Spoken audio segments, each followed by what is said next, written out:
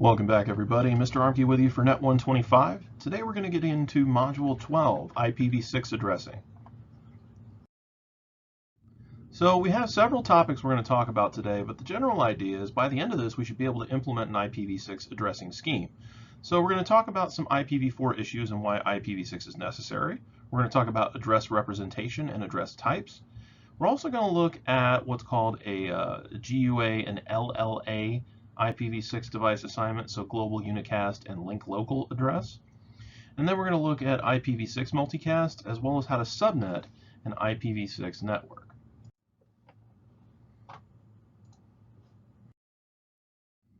So let's get into IPv4 issues first. Now this is something that we've known about for a little while. IPv4 is running out of addresses. IPv6 is the successor to IPv4. And IPv6 has a much larger address space. Instead of 32 bits in length, it holds 128 bits. Now the development of IPv6 also included some fixes for other various implementations that have found their end of the road, if you will. With an increasing internet population, IPv4, NAT, the nature of the IoT, Internet of Things, what we come to rely on now are end-to-end transactions that can be handled between two IP addresses. So IPv6 transitioning has been going on for a while, but has become far more critical as time has gone on. So for the time being, IPv4 and IPv6 will coexist. A number of companies and other organizations have been transitioning, but until that is completed, which will probably still take a couple of years yet, the IETF has created a number of different protocols and tools to help administrators migrate their networks to IPv6. And we've got three primary categories. We can have a network that runs in what's called dual stack, which is where both protocols are run simultaneously. Tunneling is the method by which we encapsulate an IPv6 packet and change it into an IPv4 packet. So we take an IPv6 packet, let's say, and split it in half. And that's going to be 2 payloads instead of 1. And then we run through the same process we would for a data payload to incorporate IPv4 protocol stacking, and then it gets translated at the opposite side. We also have what's called translation. Network address translation 64-bit allows IPv6 enabled devices to communicate directly using a translation technique. So very similar to NAT for IPv4, but it's built for longer addresses. Now tunneling and translation are transitioning to native IPv6 and should only be used where needed. The goal should be native IPv6 from source to destination wherever possible. So this is why dual stack is considered to be a much more effective means until the transition's finished. Now let's look at address representation. How do we look at these things?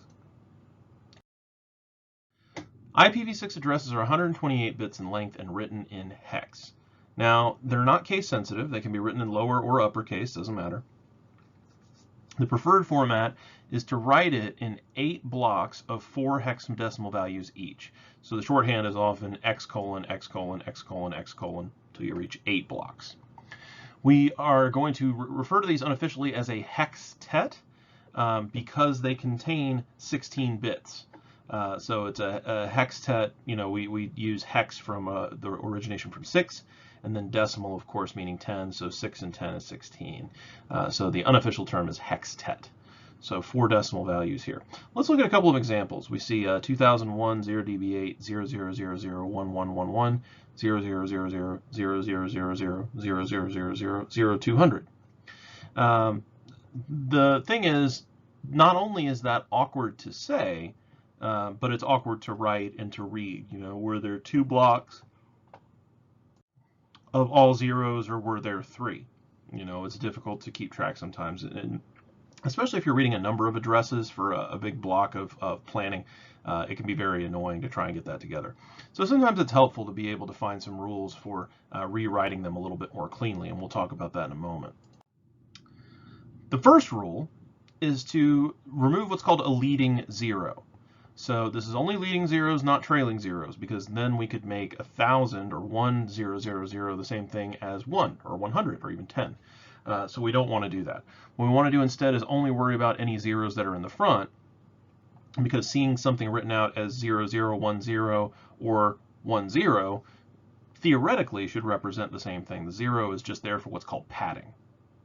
So we see down here format and type, preferred versus no leading zeros. And we see that the compression is pretty significant. We see that only the first and fourth block remain as they were originally written. All of the rest are able to be condensed down. Rule number 2 is the implementation of what we call the double colon. Now what the double colon does is allows us to replace any single contiguous string of one or more hextets consisting of all zeros. So the example we saw before that had hextets 5, 6, and 7 all represented by zeros can be very easily substituted using the double colon. We can also incorporate this in addition to the leading zero reduction. So from the original address, 2001 remains the same. 0 dB8 becomes dB8. A string of all zeros just becomes a single zero. Now, because we only have one block here in hextet 3, and we have 3 blocks in 5, 6, and 7, we're going to use the double colon there, because it can only be used once within an address. Because if we didn't do that, let's say that we had double colons at position 3 as well as at position 5, which would skip over. In that case, it would be very difficult to understand which is which. We could have 2 hextets in each block, 3 in one and 1 in the other. Which comes first, the 3 or the 1? We don't know.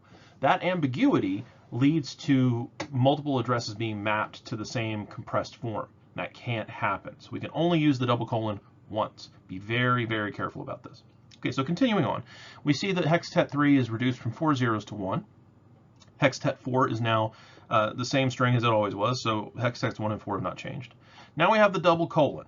The double colon basically says everything from the beginning to the end, from this first colon to the second colon, is all zeros. When you get to the end of the address, you're basically going to start writing from the right to the left, and then whatever's in the gap in between, that's what we're going to fill in. So 200 is at the other end of the double colon, meaning that's the last hextet. So that tells the computer, okay, I know what hextets 1, 2, 3, and 4 are, and I know what hextet 8 is. So that must mean that 5, 6, and 7 are all zeros. So I'll be able to fill that in. Now let's look at some address types. Just like we do in IPv4, we've got some different address types that we use to assign for various functions.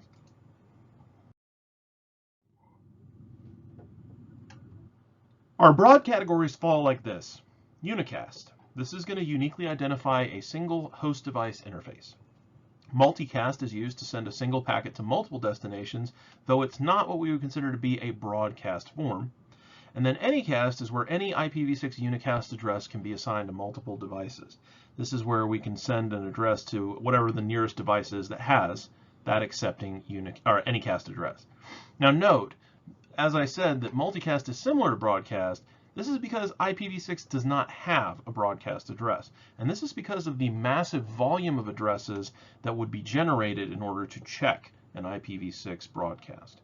Now there is an all nodes multicast that essentially gives the same result, but it has to have an idea of how big the network is at that time, because it can't, there's something like, even in a single subnet, 18 quadrillion or quintillion different addresses that are involved. It's a pretty massive count. Now, in order to identify an address a little bit more quickly, we're going to do the same thing we would with CIDR and involve the / prefix. Or rather, it's listed as a suffix, but it indicates the network prefix. That's always a term that I found confusing. When they say prefix, they're talking about the subnet mask starts from the beginning and moves to a certain point. In this case, what we're talking about for IPv6 is generally a /64. That's the most common. Slack uses 64 bits for its interface ID. It makes subnetting easier. 64 is considered to be good practice. It's the standard. Now, IPv6 prefix lengths can range from 0 to 128. Just like an IPv4 address can go from 0 to 32. Now, obviously, certain lengths don't make sense; they're not functional.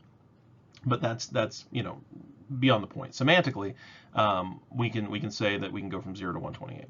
But the recommendation, again, to emphasize, is going to be cutting it in half at 64 bits. Now, unlike IPv4 addresses that only have a single address, IPv6 traditionally has 2 unicast addresses. We've got what's called the GUA, or Global Unicast Address. This is similar to a public IPv4. These are globally unique and internet routable. We also have what's called the LLA, or link local address. This is required for every IPv6 device and is used to communicate locally on the same link. So inside of our same internal network, we're able to use the LLA. LLAs are not routable, and they're confined to a single link. So we can see in the graphic here on the right, we've got different types of unicast addresses: embedded IPv4, unique local, which is going to be our LLA. And then we've got unspecified addresses, loopbacks, standard link local, and then we've got global unicast as well. Now, about the unique local address, we have a similarity to the RFC 1918, which is the construction of A, B, and C private ranges for IPv4, but there are some significant differences. Unique local goes from FC00/7 to FDFF/7, so 8 bits, just about. It's one shy. Unique local addresses are used for local addressing within a site or between a limited number of sites, and they are used for devices that will never need to access another network. Unique locals are not globally routed or translated to a global IPv6. Many sites use the nature of RFC 1918 to hide or secure their network from potential security risks. This was never the idea behind ULAs, but they are there, so just bear in mind that the implementation in this way is not considered standard practice. GUAs are globally unique and routable. Now currently only GUAs with the first 3 bits of 001 or 2000:3 are being assigned. Currently available GUAs begin with a decimal 2 or 3. This is only 1/8 of the total IPv6 address space, as I'm sure you're aware. The global routing prefix in the GUA is the network portion that was assigned by a provider, such as an ISP. The ISP gets their information from a regional internet registry, or RUR, and then we have the ICANN and IANA subsidiary in order to run that together. So it is a hierarchy, just as it is for IPv4, and depending on ISP policies, your global routing prefix may vary. I don't know why they gave us a chicken for the subnet ID symbol, but they did, and I thought that was very funny, so I left it in. Some of the design ideas that PowerPoint does are very amusing, so occasionally I'll leave them in because they made me laugh, so hopefully they do for you too. The subnet ID field is the area between the global routing prefix, so the first 3 bits, and the interface ID. So there's 61 bits that are usually in that subnet ID. Now this is used by an organization to identify subnets within its own site.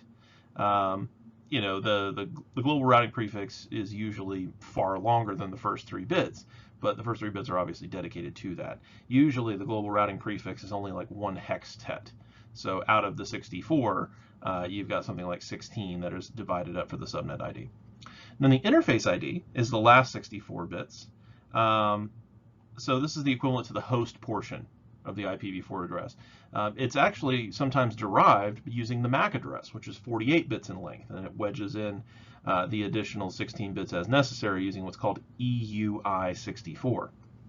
Now IPv6 does allow all 0 and all 1 host addresses to be assigned to devices, so network IDs as well as what we would consider to be broadcast IDs can be assigned. The all zeros address is reserved as a subnet router anycast and should only be assigned to routers. It can be done for other devices, but it should not be. Again, some of this is just standard practice that you're going to have to get comfortable with over time. So practice, of course, makes perfect. Now, the link local address allows us to communicate with other IPv6 devices on the same link and only on that link. So that's our local network. That's why it's called a link local address. Packets with a destination or source LLA cannot be routed. Again, has to stay internal. And every IPv6 enabled network interface has to have a link local address. If an LLA is not configured manually, the device will automatically create one, and they are traditionally in the FE80:10. So it'll be 10 bits, not just 8. Now let's look at some static configuration. Most IPv6 configuration and verification commands in Cisco IOS are similar to IPv4 counterparts. In many cases, the only difference is instead of using IP, we'll specify that it's IPv6. So for specifying an interface address, let's take a look at the graphic in the bottom here. R1 config, so we're on a router called R1. We're in global config mode, and we're going to specify the interface gigabit Ethernet 000. So now we're on the interface, so the config if is in our little bracket here. We're going to type in IPv6 address 2001:db8:acid:1:1/64. So what we've told this thing now is that 2001 db8:acad:1 is our quote-unquote network ID. That's our prefix, network prefix. And that our host ID is pretty much whatever's on the last half of the address. Now, because the first 64 bits covers the first 4 hextets, and we've already got those defined, the host ID is all zeros and then a number 1. So this is the first address in this particular subnet that's been established. Now we've got that address assigned. We're going to type in no shutdown and hit exit, and that will configure that interface. Note that it also gives you the idea that you can go ahead and type in the /64 interface as opposed to having to type it out manually, which is what we would unfortunately have to do if we were using IPv4. So it'd be really annoying to have to type out all ones for that, so it would be FFFF 4 times. You know, it'd be quite an extensive mask to have to type each time. So I'm glad they included the / notation. Now on a Windows host, it's a little bit different than working in Cisco iOS, but not by much. We go in the same way we would configuring anything on IPv4. We're just going to use IPv6 instead. So we're going to go into properties, we're going to go to IPv6 instead of 4, and then we'll type in our addresses. The best practice is to use the LLA for the default gateway of the router interface. You could use the GUA, but I don't tend to recommend that. If you're using DHCP or Slack, the automated assignments, LLA will automatically be specified as the default gateway address. Now, if we configure the LLA manually, this lets us create an address that is more recognizable for people, and it's often easier to remember. Now, LLAs can be configured manually using IPv6. We type in the address, and then we put in link local at the end. So in this case, we have the same interface, int gigabit ethernet 0/0/0, IPv6 address FE80:1:1. So what we've done now is we've said FE80 is our primary interface, and then 1:1 or 0001:0001 for our interface ID. No shutdown, exit. The same LLA can be configured on each link as long as it's unique to that link. Common practice is to create a different LLA on each interface of the router to be able to identify which router interface we're passing through. Now let's look at dynamic addressing for IPv6 GUAs. So most devices are going to get GUA addresses dynamically through ICMPv6. So that's the same message control protocol that we would use for version 4, but again, we're specifying version 6. We're going to create what's called a router solicitation message as a host, and we're going to use that to look for routers. So it's just kind of a probe. The router advertisement message is sent by a router to inform hosts on how to obtain a GUA and provide useful information such as network and prefix length. So network prefixes themselves and their lengths, default gateways, DNS addresses, domain names, etc. The RA can give us 3 different methods for pulling the GUA: Slack with stateless DHCPv6, or stateful DHCPv6 with no Slack. So we've got Slack, no Slack, and then kind of a hybridized thing in the middle. Now, we've talked about Slack a couple of times, probably time to explain what it is, right? So Slack allows us to configure a GUA without the services of DHCPv6. Devices obtain the necessary information from the advertisement messages, and the prefix is provided by the RA, and either the EUI64 method or random generation method is used to create the interface ID. So an RA can instruct a device to use both Slack and DHCPv6. The RA message basically will suggest that devices use the following: create your own GUA using Slack. This is the router LLA, so your default gateway address. And then the IP or DHCPv6 server will then be given to obtain other information such as DNS server addresses, domain names, etc. So again, hybridizing. Slack uses that automated system to generate, based on your MAC address, your GUA, and then you get your LLA for your default gateway. So that allows you to transition pretty quickly. Now, an announcement message can instruct a device to use stateful DHCPv6 only. Now, stateful DHCPv6 is just like DHCP for IPv4. You automatically get a GUA, prefix length, and the addresses of DNS servers. Now, an RA message here is going to suggest that devices use the following. The router LLA, which is your source IPv6 for your default gateway. And then the stateful DHCPv6 server will then provide the GUA, DNS server address, domain name, and any other necessary information. So the solicitation and advertisement message is going to cycle pretty much the same way. It's just which device are you going to get information from. But it is going to be a game of Marco Polo with a couple of different players. Now, when the RA message is either SLAC or SLAC with stateless DHCPv6, the client has to generate their own interface ID. Now, there's two ways we can do this. What's called EUI64, or a randomly generated 64-bit number. Now, the IEEE defines the EUI, or Extended Unique Identifier, as a process to perform the following actions. The 16th bit value of FFFE in hex is inserted into the middle of the Ethernet MAC address of the client. And then the 7th bit is reversed from 0 to 1. So the 7th bit will fall in the 3rd bit of the 2nd hextet. So C then becomes E in this first hextet, as you can see. So first hextet, 2nd character, we're going to change that from C to E. And then we're going to take the middle, so the division between 47 and 75, and we're going to split it in half and stick FFFE right in the middle.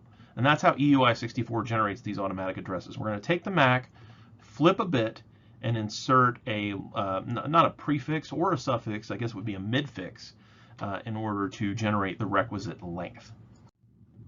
Randomly generated information, however, is traditionally done as starting with Windows Vista to just make a random 64-bit number that it'll slap on the end. In this case, we see here it's going to be 50A5, 8835, A5BB66E1. Now, because randomly generated numbers could possibly be duplicated based on seed time, and if you get into computer science and programming and you look at how we generate random numbers, you see that it's not really random at all. It's just that we use very large primes or seed times based on the system clock, things like that, in order to give the illusion of randomness. There's still a basis for the algorithm of how it's created. Now, to ensure uniqueness at that point, because we could possibly have a duplicate value, we are going to use a process called DAD, Duplicate Address Detection, similar to ARP. It's basically going to ping and say, hey, does this address exist? If there's no response back, the address is unique, we're good. This is why I don't really like random gen RIDs. Not to be offensive, but there is a term that floats around the internet called praying to RNGesus, RNGesus. And the idea is that you're hoping that a randomly generated number is as good as a hopefully unique number can be. You know, we're hoping that the randomly numbered item favors you. You know, certain games rely on random number generators, etc., for loot division. I like dealing with the EUI method because the MAC address already has to be globally unique. You know, the MAC address is made in two parts, as we recall. We have the vendor ID at the front, the first half, the first 24 bits. And then on the second half, that's the interface ID that was generated when it was made. And because the vendor can only make X number of interfaces one time, there's only one complete MAC address that's going to be set. That's why MAC addresses are global. So inserting that block and then flipping the bit should mean that you're always getting a random address each time. Or not a random address, a unique address. But of course, you know, there's always variations of why people want to use one method over the other. Just letting you know that with that, you are creating some extra overhead because DAD does have to be pinged each time. Now let's take a look at dynamic addressing for IPv6 LLAs. Let's get a little link local there. Now, we've said twice already that all IPv6 addresses have to have an LLA. Like GUAs, they can be configured dynamically or statically. Now, the figure below shows us an LLA dynamically being created using the FE80/10 prefix, and then the interface ID is either using EUI64 or the random process. Operating systems such as Windows will traditionally use the same method for SLAC GUAs as well as dynamically assigned LLAs. You can see here At the top, we can see the EUI64 method, so we see the MAC address with the flip, as well as the FFFE insertion in the middle.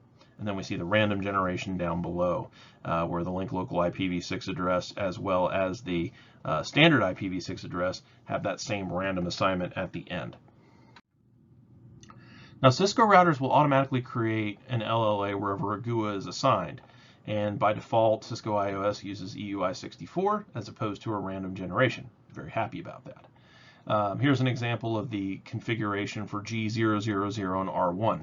We see that we've got our standard, what's called BIA, or burned in address, 7079 B392 3640. Okay, so we're going to change from the 7th bit from a 0 to a 1. So that's going to go from a 0 to a 2 because we're changing in that hextet the 3rd bit. So the 3rd bit in a 4-bit number is going to be the representation of 2 to the 1st, or 2. So that becomes 72. So let's check down here. 7279 B3, so that's that first half, FFFE, we see that insertion, 92, and then 3640. So this is the proper EUI method with the FE80 prefix. Now let's look at 12.7, the IPv6 multicast address. With multicast addresses, we start with the prefix FF00/8. Now, /8 tells us that that's 2 hextets, so FFFF, so that's going to be all ones. Now, there are 2 types of multicast addresses in IPv6, well-known and solicited node. Now, note that multicast addresses can only be destinations and not sources at this point. You still have to use the unicast address as your source. Well-known multicast addresses are assigned and reserved for predefined groups of devices. The most common assigned multicast groups are all nodes and all routers. All nodes is FF02:1, and all routers is FF02:2. All nodes is a multicast group that all enabled devices for IPv6 will join. A packet sent to this group is received and processed by all interfaces on the link or network. All routers is one that all routers will join. A router becomes a member of this group when it is enabled with the IPv6 unicast-routing global configuration command. So you're going to go into router, config, or enable, config T, and then you'll type in IPv6 unicast-routing, and that will make it a member of the FF02:2 group. Solicited node multicasts are a little bit different. It's similar to the all nodes address. Solicited node is mapped to a special Ethernet multicast address. The Ethernet NIC can then filter the frame by examining the destination MAC without sending it to the process at IP level to see whether or not the device is the intended target or not. So we can see here the transition in the graphic. The destination MAC lists it as being multicast. The IPv6 is solicited node. So these 3 devices can all be like, okay, this multicast is not for me, this multicast is not for me, and the last one's like, hey, my NIC has determined this multicast is for me. Yet another reason why I like mapping IPv6 generation based on the MAC address. You know, when the MAC and the NIC are able to talk to incoming packets a little bit more authoritatively, I guess let's say, I feel like it speeds things up. Now let's look at subnetting an IPv6 network. IPv6 was designed with subnetting in mind, even as massive as the address space is.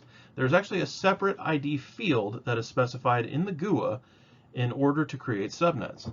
The subnet ID field is the area between global routing and the interface ID. So the first 48 bits traditionally is going to be our global routing prefix, as I said before. So that's your 3 hextets. Your 4th hextet is going to be your subnet ID, and that together comes into 64 bits, or half the address, leaving the other half for the interface. Now, given the 2001 DB8 ACAD/48 global routing prefix with a 16-bit subnet, that allows us 65,536/34 subnets. The global routing prefix is the same for all of them, and only the subnet ID hextet is incremented in hex for each subnet. So we go from 1 through 9, and then A through F, and then we move to 10, then 11, 12, so on and so forth. Here we have an example topology that needs 5 subnets, one for each LAN, as well as the serial link going between the WANs at router 1 and router 2. We go ahead and allocate those subnets with subnet fields 0 through 5, and each /64 subnet will give more device addresses than will ever possibly be needed. There is no device that you can create that has enough ports to be able to smash all of those subnets. But it is more so for organization at this point, rather than for actual host meeting of requirements. Now let's look at subnetting an IPv6 address via the router. So here's our router to configure. We've got interface gigabit 000, IPv6 address 2001 DB8 ACID 1:1. Then we've got 2:1 for 001, and we've got 3:1 for 010. In this case, our router only has 2 gigabit interfaces and one serial interface being employed. So here are some new concepts and commands we've learned. Hextet, of course, that refers to a block of 16 bits that represents 4 hexadecimal values that we use to make up 1/8 of an IPv6 address.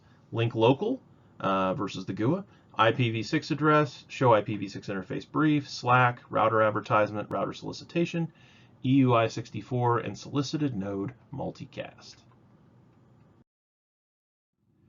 That has been chapter 12. I hope that you have found it enlightening.